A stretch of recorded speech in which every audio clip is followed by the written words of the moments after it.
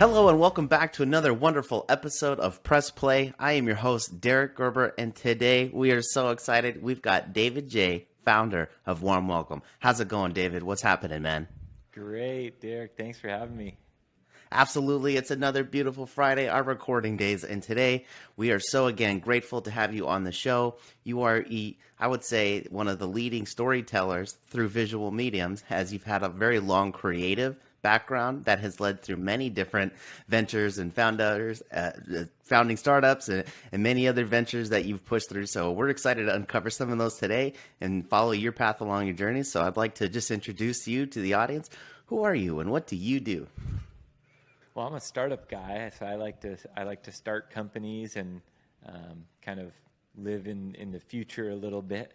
But I started way back. I dropped out of college in 2000. Started a service-based company of photography.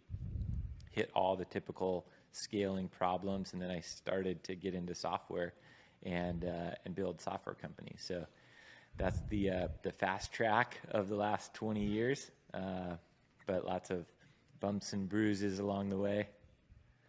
One of the fastest ways to grow is to learn along the way. And I would say, coming from the creative side, not having as much structure and then moving into software where there's tons of structure, there's a beautiful harmony in medium that comes to place. And I would say that it's storytelling, all the way from being a photographer for wedding events, all the way into introducing new technology that puts warm, welcome videos on our website and puts humanity back into automation. And I see that through you. So walk us through, like, what brought you into photography? Just keeping it a little more conversational up front. Like, what drew your eye to that? What made you go after that venture first? Yeah, it was kind of a happy accident. In high school, I was an athlete, and the athletes and the artists didn't really mix at my high school. But the guidance counselor came and said, "Hey, you're not going to graduate unless you take an art class." And so I said, "All right, whatever. Those weird artists, just put me in whatever's easiest." And that was the photography course, and I fell in love with it. So from there, I kept doing photography and soccer through college, and then when my soccer career ended, I was kind of over the college situation, so I just dropped out and by default just became a photographer. It was At the time, it was a better title than dropout, so I stuck with that. I love it. I love it. And so, besides all the wonderful memories you helped curate and put together yourself by your own hand, along this journey, you found yourself getting into software. Many of our viewers are marketing managers or leading marketing executives at software companies. So, definitely interested in how going from the creative land into software versus where I see people try to get away from software, perhaps more into the creative land. So, doing the reverse jump, but you have a background similar to mine. I was an athlete in high school, did art, loved it, kept doing it, and then there I was doing art as an athlete too. So I feel you, man, and it's a wonderful place to be at. But yeah, tell me what got you to the software game. How did that work out? Well, you bring up the art side and the photography and video side. It's so important nowadays. We live in such a visual culture, and it's becoming a really cool transition from purely text-based communication, which the world's been obsessed with, right? 600 years ago, the printing press came out, and everyone got obsessed with written communication. But now we live in this visual world where we have the luxury of being able to talk face to face, even if it's over video, or talk, through audio. Even audio is better than just text. And so I think that's kind of what drew me into technology, was looking at these problems that everybody runs into, and they're frustrating, right? I think frustration is probably the number one driver for innovation, and that's something that pulled me into software, because software can be something that that lowers our frustration. It can also be something that frustrates us, but That's why we do have software IT support. There's those things on purpose. but it can solve a lot of problems. We saw that in the last year where everyone got isolated and, everyone's staying at home and trying to learn how to work from home. And it became a pretty lonely, angry world really quickly, right? I mean, look at Facebook, look at Twitter, look at how people just spiraled when most of their communication was text. But you get back on video like this, and you and I, we could disagree on a lot of things, but we could still see each other as humans, as people, as we're going through life trying to do the best that we can, and we don't have to agree on everything, but we can have a civil conversation about it. That's right. And I would also double down that one of the reasons for our own rapid expansion and growth is that people wanted to get back to that frustration free of way of communicating with each other, if you would, putting the humanity back into the automation that we thought was the platform for a better life. Right. And like, I feel like that's what comes together for me so quickly, especially being from, a guy who came out of 10, 15 years of software and then is now running a creative agency. My goal was to always go make more video content because what we did was very text heavy. There was no personality inserted, no relationship to be formed. And like, I think that's what's some of the set. I want to bring to life some of the best technology in the world, and that only starts with better relationships. I could see it from your side too. So it's like that connection right there for all the viewers, all the listeners in the audience, right? Get that dialed in. Video is still the best way to communicate with people. The stats show your retention rates are better. The conversion, yeah, of course, of course. How you get that done though is what's important these days. How do you put that humanity back into your brand, into whatever the new normal is here as we're coming around the corner, right? So I want to talk more about maybe some of your favorite projects, like just something that you can share with us, perhaps a brand we all know, but walk us through something to where someone maybe felt frustrated. They wanted to get something out that was just maybe buried in text, and there was no better way to do it other than video, because that's what we want to get to is how do you see video evolving and innovating the world that you're in? Sure. Well, anytime we're buying something, we typically have questions about it, right? And so you go to a store and there's a clerk or a salesperson or somebody there at the store, and you can ask them a couple questions. They can help you through that process. Then you buy that item, and maybe you have some problems with it. Well, then you're kind of frustrated and need some help with it. In all of those situations, a human is needed, right? Like, you can't just do sales through a chatbot. Like, an automated chatbot will not do very well with sales, right? And these softer skills, empathy, helping somebody understand something when they're confused by it. A chatbot doesn't yet understand when I squint my eyes as you're saying something, like, the chatbot doesn't know what that means.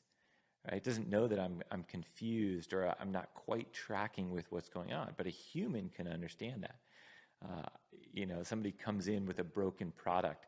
How well is your chatbot doing showing empathy for the problem that they're having? Probably not doing so well at that. And so humans are quite important, and we've taken them out of the equation. And I think that's been the wrong direction for business in a long time. We focus too much on scale, like does it scale? And you see businesses going out of business left and right day after day. And it's because they shouldn't be thinking about it from that standpoint. They shouldn't be so focused on scaling it. They should be focused on serving their clients. And the fact is, humans can do that better than robots. Video can do that better than text. Face-to-face can do that better than something, infinitely scalable. I think you just nailed it on the head. Less focus on scalability, more on humanity. And the visual communication that we want to choose would be video, because that medium rolls on every screen, gets the most attention, has the best retention, is the most sticky when it comes to getting that point across. So from anywhere to an explainer video to a warm welcome video, your experience is entirely changed in that short minute. You know what I mean? Like, that's kind of where I get at with you. So when it comes to looking at some other projects and other things that you're working on with other brands, like, what would you say becomes the biggest challenge for your clients, right? Like, what is it? Is it we're trying to connect, or is it simply just we're trying to convert more leads. I have a feeling that's not it. I have a feeling that there's a goal to bring some of that humanity back. Yeah, the biggest challenge right now for probably any video service is getting people away from feeling like they need to present themselves in this perfect, produced fashion. And, what we saw in videos over the last, 20, 30 years is every video you saw was like overly produced. It was perfect. It was scripted. And that was good and that was important. But what's really powerful now is the video that's personal, that isn't perfect. There might be a flaw in it. You might stutter. Like that's what actually draws people in and connects people as humans. That builds trust. That leads to sales. So once people kind of get over themselves and say, hey, this video is not about you, it's about you helping the person on the other end of the video, that's when the game changes. I love it. And I would say, even going back, I don't know, 10 years ago when I was getting interested in creating videos, right? Again, I came from knowing software with an artistic background, looking at how do I use video versus being the video master at first and then going into so from my side, it was like I always wanted to increase leads, of course, but how I did it mattered, knowing that there was a brand feeling to it that someone could buy into. So it became genuine, insightful, and helpful content that I would always produce. And the advice came from, well, what's the best camera? What should I buy? Well, if you have a potato, then you shoot it with the potato. It doesn't matter what camera you got. It doesn't matter the microphone you got. Get out there and make that content happen and bring to life what it means to work with you. Show me what it feels like in that short amount of time. You have my attention. Again, I've repeated on other episodes for our viewers, but if you're seeing 6,000 ads a day, who are you going to remember? So think about it that way. It's just like, again, for the audience, but then also to take us into our next questions is like, when it comes into these types of short form campaigns, right, for video, right? Short form video is anywhere from 5 to 15 seconds, social media type of stuff, short form advertising you see on streaming when you're watching Hulu and things like that at home, but then also all the way up into the 60, 90-second range for explainer videos. What would you say is some of your most stickiness or stickiest work that you've done in that? What generates the most stickiness along the way when you're creating that content with other brands? What do you think it is? Well, I think that, Donald Miller, he really hit this on the head when he said, we need to focus less on our product or less on what we're producing and more on the customer's problem. And that's where we get sidetracked, right? We spend all of our time creating a video or creating a marketing campaign or creating a product.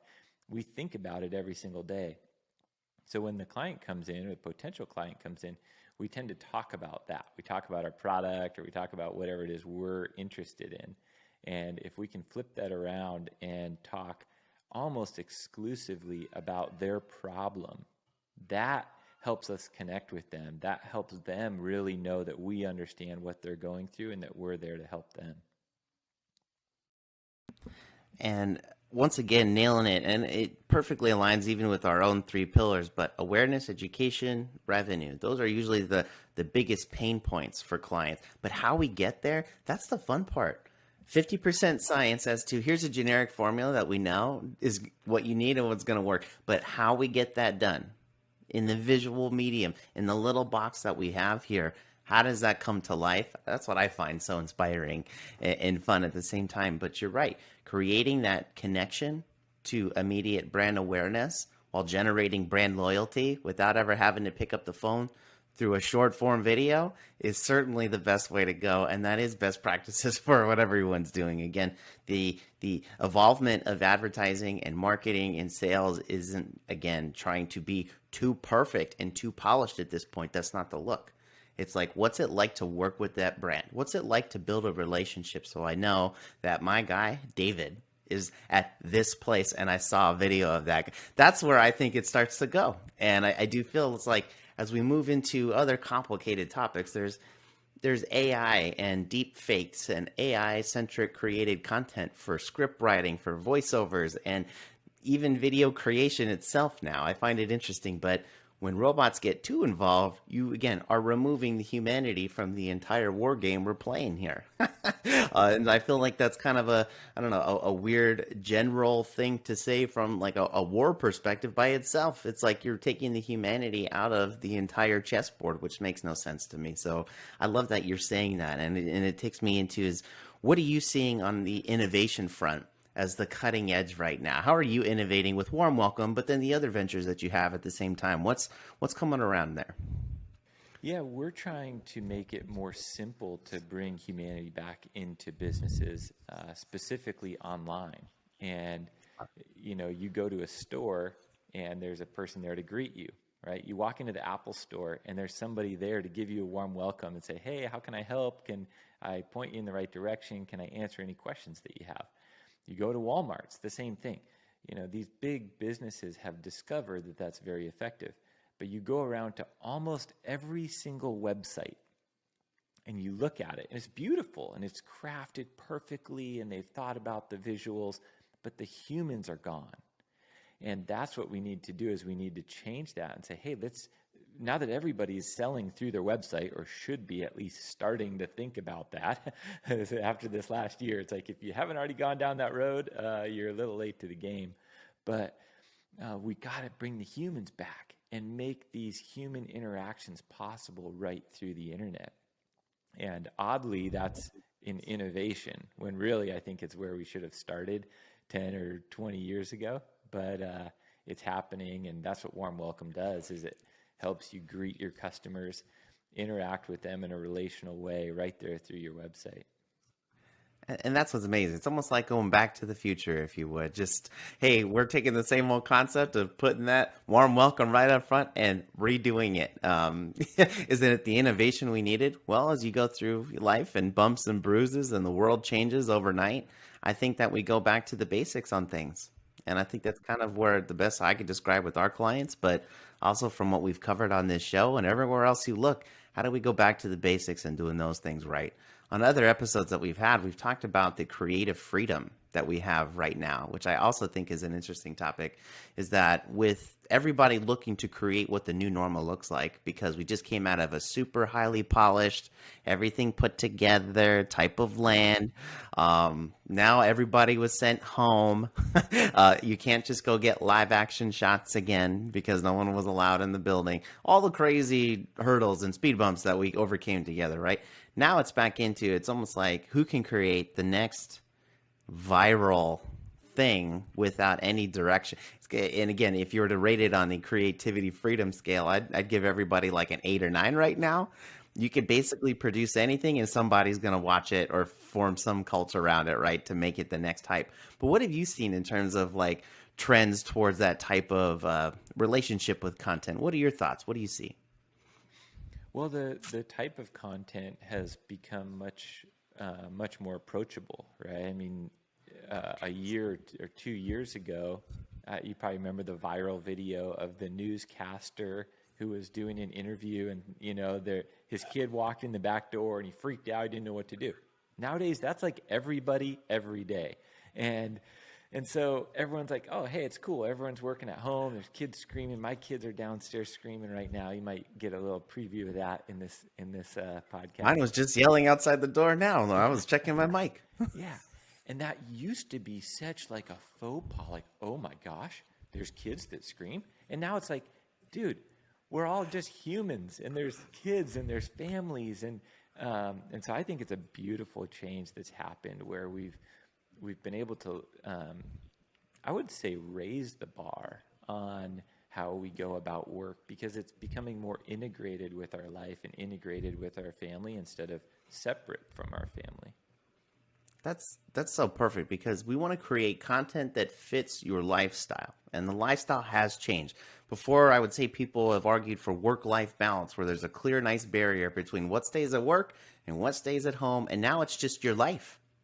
There's nothing, it's just your life.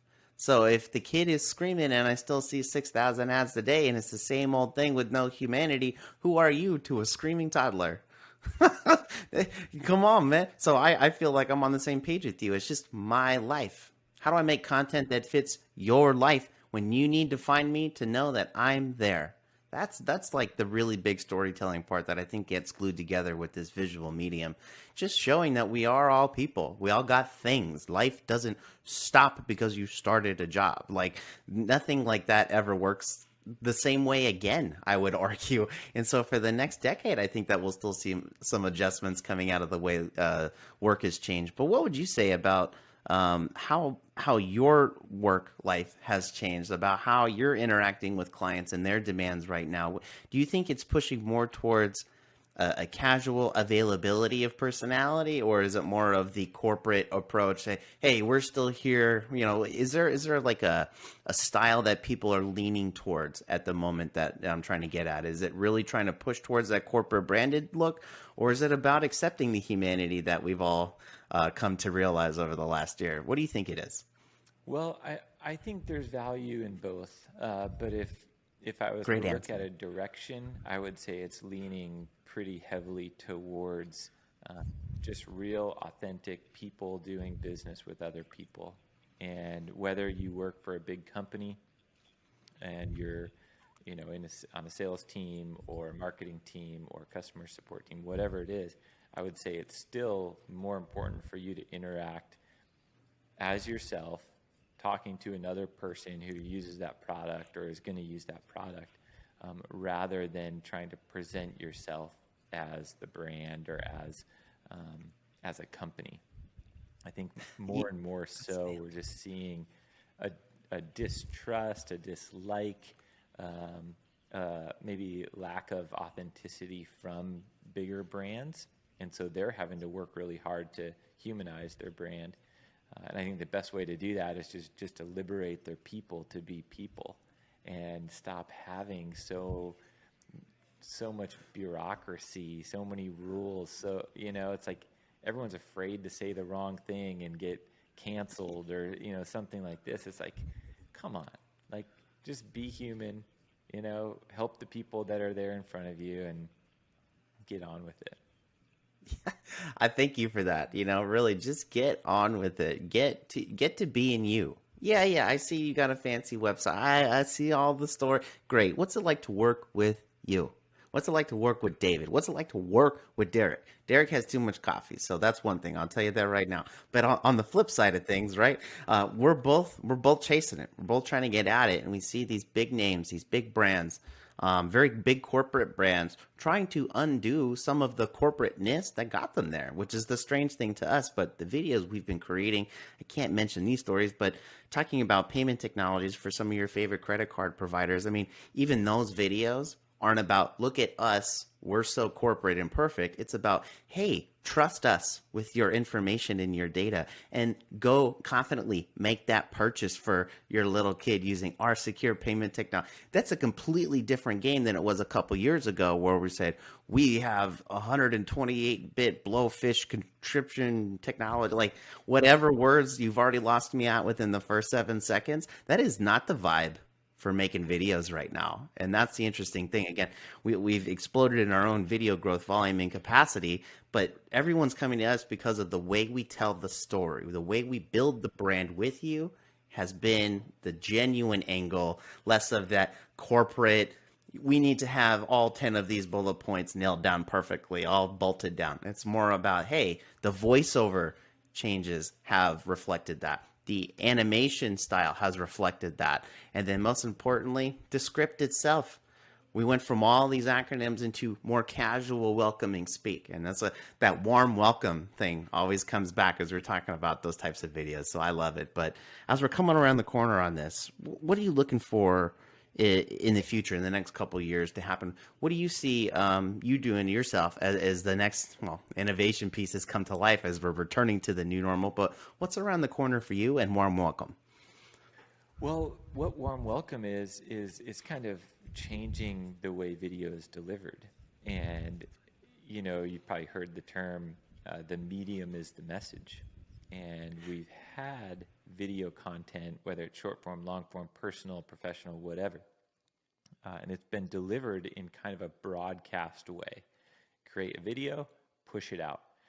Well, a mentor of mine named Jeff Yoakum, he said, don't think of marketing as pushing messages out. Think of it as a way to pull people in. And what Warm Welcome does is it changes the medium, right? You can deliver all sorts of different video messages through Warm Welcome, but the difference is that with Warm Welcome, you're inviting a response, you're inviting engagement. The person can click a button and send you a video back, or an audio or a text message back.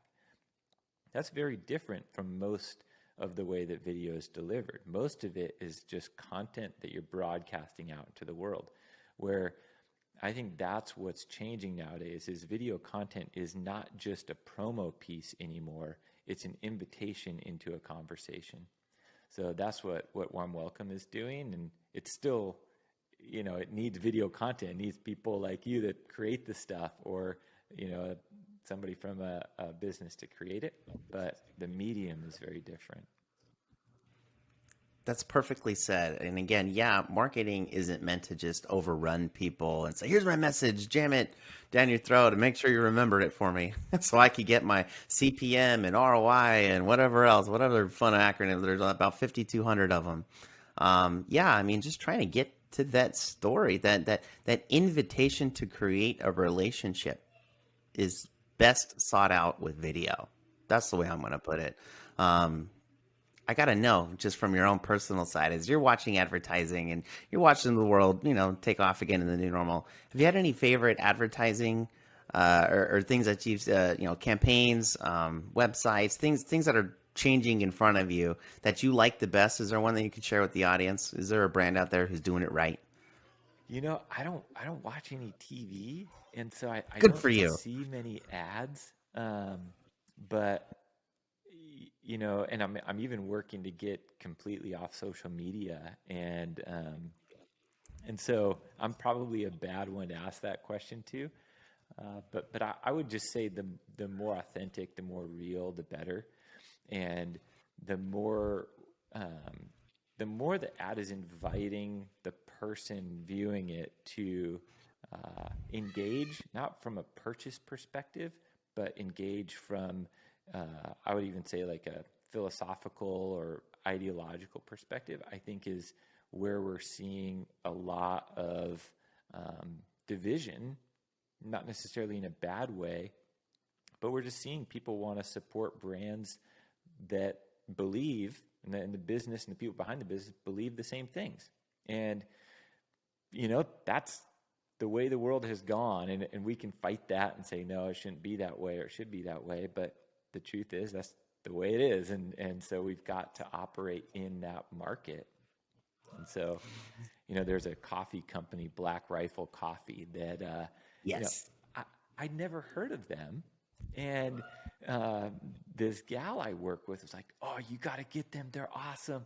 And so I started ordering their coffee because of what they believe in, what they stand for. And I think that's something that people shouldn't be scared of. You should be able to speak up, have your own beliefs, have the freedom to talk about them. And that's going to attract some people, and it's going to detract some people. And that's okay. Right.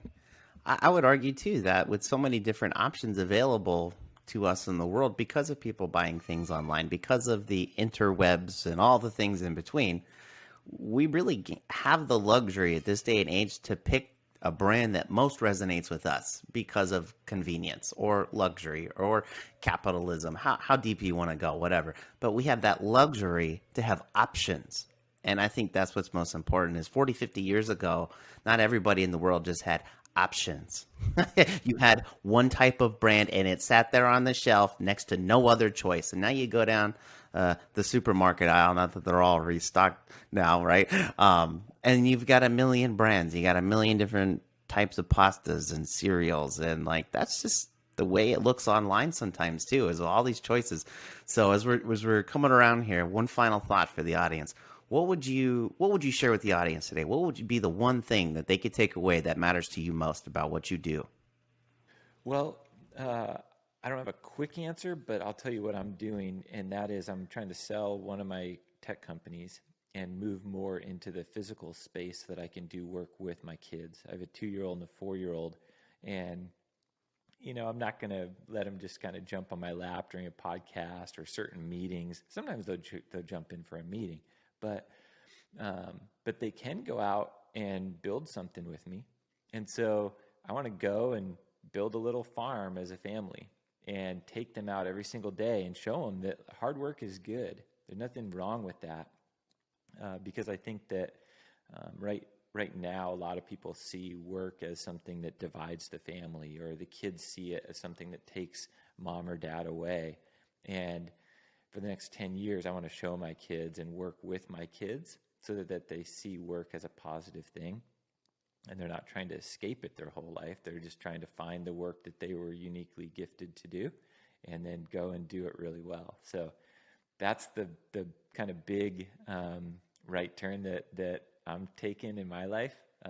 But, everyone's kind of got their own track, and you got to kind of get there on your own. I will also add to that, I've got kids about the same exact ages there. And I will tell you, from someone who's done a lot of international travel and been behind a computer and on many meetings over the last, I don't know, 10, 15 years, of course, nothing has been like this past year. Rapidly growing a company while sitting at home with crazy kids is never something I thought that I could really overcome. But after this, now I realize the power of that. I get to decide how my day is. I get to decide how it's going to go, whether the kid's screaming in my lap or whatever. I'm happy that I even have that opportunity. I don't have to travel across the world when I can be on a video call. And so I really have helped redefine for my own life. But I could, I can tell you right now, there are plenty of people just like us looking to find what it is in that next new normal. What does that life look like as we're all going back to the basics of what it means to be a human being, right? And so I think that having a little fun with it, being genuine, and just getting out there, that's the way to do it. There's nothing wrong with that hard work. Let's go get it done. I feel like people are always looking for that easy way out, and work has been turned into this angry devil thing. And it's like, no, that's actually a great way to build a lot of character and, obviously money. But like, if you're doing what you love, then it's not a job. And I can think that's kind of where I come to. So when it comes to that video content, it should be the same thing. It's not a job. It's your chance to get on that platform and say, this is us. This is what it's like to be like that. And if you need help with that, well, then you've got my friend Jay at Warm Welcome, and also your friend Derek at Explainify here. So as we're wrapping up, I just want to say, David, thank you again for such a wonderful show today. We appreciate it. You're always welcome back on again in the future. And for all the audience members, if you haven't already, please hit follow, please hit subscribe, upvote this thing. Let's take it to the moon. I'm Derek Gerber, your host, and we'll talk soon. Thanks again.